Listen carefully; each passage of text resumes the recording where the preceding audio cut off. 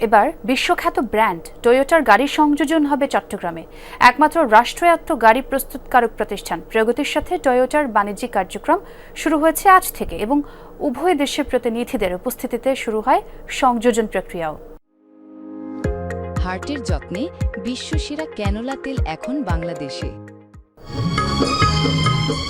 বিশ্বখ্যাত Japanese brand টয়োটার commutator সিরিজের এই হাইস এখন অ্যাসেম্বল হচ্ছে চট্টগ্রামে।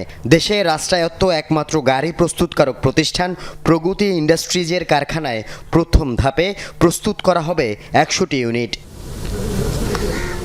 দুপুরে চট্টগ্রামের সীতাকুণ্ডে প্রগতি কারখানায় আনুষ্ঠানিকভাবে প্রগতি টয়োটা পার্টনারশিপের এই বাণিজ্যিক কার্যক্রম উদ্বোধন করেন শিল্প সচিব। এরই মধ্যে প্রস্তুত হয়েছে ৩৬টি গাড়ি, একটি কিনেছে শিল্প মন্ত্রণালয়। বিশ্বখ্যাত অন্যান্য গাড়ি প্রস্তুতকারী ব্র্যান্ডগুলোর সাথেও বাণিজ্যিক চুক্তি হবে বলে জানান সচিব। আগে থেকে এটা পরিচিত এবং এটা ট্রাস্টেড দিয়ে এবং এটার পার্টস সহ অ্যাভেলেবেল এখানে পাওয়া যায়, যার কারণে আমরা টয়োটাকেই বেশি প্রাধান্য দিচ্ছি। পাশাপাশি আরও অন্যান্য কোরিয়ার কোম্পানি, কিয়া কোম্পানি, তারপরে চাইনিজ থেকে যে সমস্ত হাইব্রিড গাড়ি বা এগুলো আমরা এখানে নিয়ে এসে আমাদের চাহিদাগুলো পূরণ করার চেষ্টা করছি। গাড়ি ক্রেতাদের আস্থা ও বিশ্বাস ধরে রাখতে প্রয়োজনীয় সেবা নিশ্চিত করার আশ্বাস টয়োটার।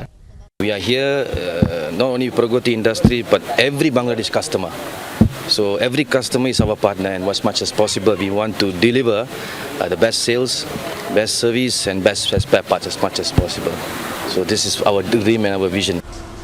প্রগতি কর্তৃপক্ষের দাবি, বছরে অন্তত ১২০০ ইউনিট গাড়ি অ্যাসেম্বল করার সক্ষমতা আছে তাদের। চাহিদা বাড়লে সরবরাহ বাড়াতে পারবে।